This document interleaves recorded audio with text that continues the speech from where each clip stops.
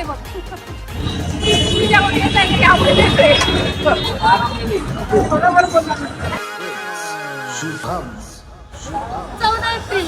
काही दिवसान मिळाला मोका, दिवसान मिळाला मोका, जवळ येणाकडे, जवळ येणाकडे, जवळ येणाकडे.